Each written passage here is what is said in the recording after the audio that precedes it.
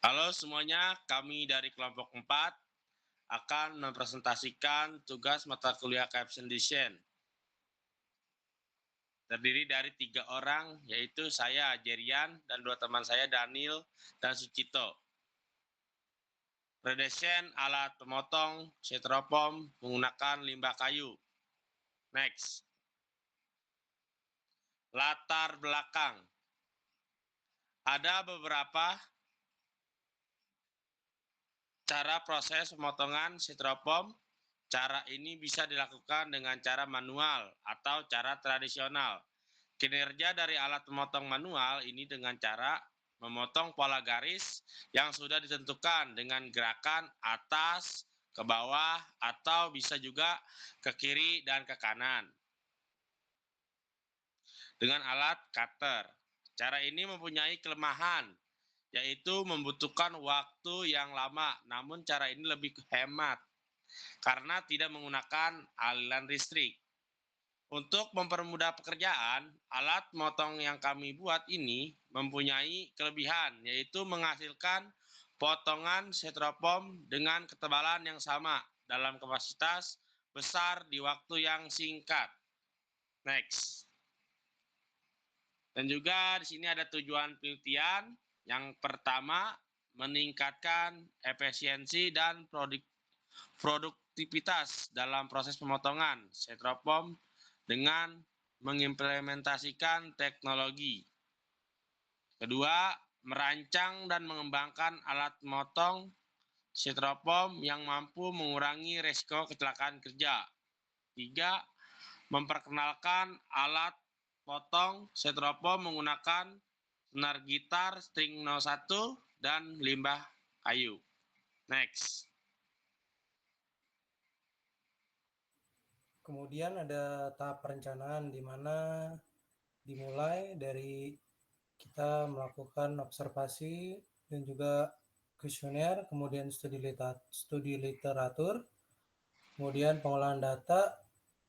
Kemudian dari pengolahan data ini kita analisis data tersebut, kemudian dilakukan prototipe atau redesign dari alat potong styrofoamnya, kemudian selesai. Next. Nah, dari pembahasannya, pengumpulan data dalam penelitian ini dilakukan menggunakan metode kuesioner yang disusun dengan pertanyaan-pertanyaan terstruktur yang dirancang untuk mengumpulkan informasi terkait redesign alat pemotongan styrofoam menggunakan limbah kayu. Kuesioner ini disebarkan kepada 75 responden yang dipilih menggunakan teknik random sampling. Next.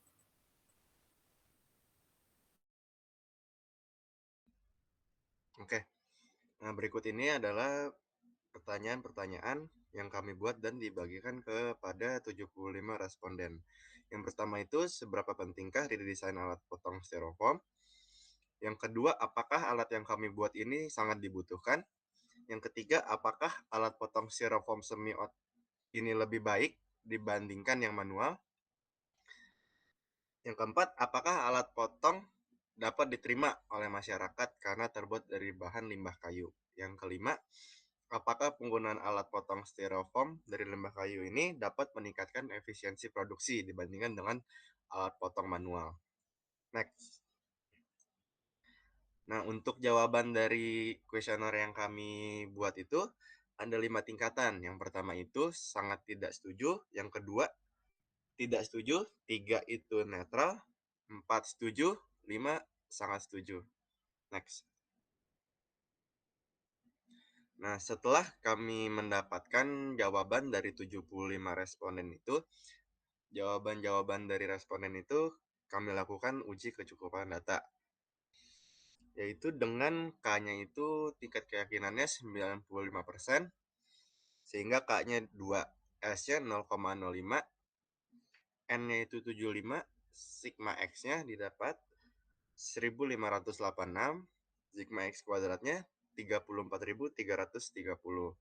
Setelah kita hitung N aksennya, didapat hasil N aksen itu 37,75. Karena n aksennya ini lebih kecil daripada n, maka data yang kami kumpulkan sudah dianggap cukup. Next. Nah, kemudian setelah itu kita lakukan lagi uji keseragaman data dengan menghitung BKA, BKB, dan X bar-nya. Untuk BKA-nya sendiri itu setelah kami hitung didapat 27,68, BKB-nya 14,60, dan X bar-nya 21,14. Setelah kami melakukan perhitungan ini, kita masukkan ke dalam control chart. Nah, bisa dilihat dalam control chart ini, data yang kami kumpulkan berada di dalam batas atas dan batas bawah, sehingga datanya sudah oke. Oke, lanjut next.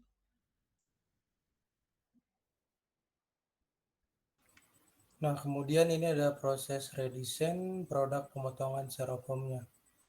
Nah, ini yang sebelah kiri ini ada redesign-nya, ini menggunakan hot wire styrofoam cutter, ini namanya ya. Kemudian di sebelah kanan ini di atas sebelah kanan di sini itu ada alat dan bahannya, di mana itu ada triplek kayunya itu dengan ketebalannya itu 1, cm. Dari bahannya ini terdapat alasnya alasnya itu ukurannya 23 kali 23, kemudian ada persegi itu ada 4, itu buat kakinya sebagai penopangnya, kemudian ada sikunya itu ada 1, kemudian ada persegi panjangnya. Kemudian juga ada baut, kemudian ada string gitar nomor 1, kemudian ada kabel datanya, kemudian alatnya itu ada obeng, ada lilin, ada obeng, ada lilin, dan juga gergaji untuk memotong kayunya. Kemudian ini sebelah kanan atas itu yang paling pojok itu dari redesign alat pemotong setengah jadi, kemudian di bawahnya itu adalah hasil akhirnya, yang dimana sudah include dari alat dan bahan tersebut. Next. Jadi di sini kesimpulan. Berdasarkan hasil jawaban kuesioner dan penelitian yang telah dilakukan, dapat disimpulkan 1. Bahwa rancangan alat motong styrofoam berhasil meningkatkan efisiensi dan produktivitas. 2. Alat ini juga berhasil mengurangi resiko kecelakaan kerja serta mempercepat proses pemotongan.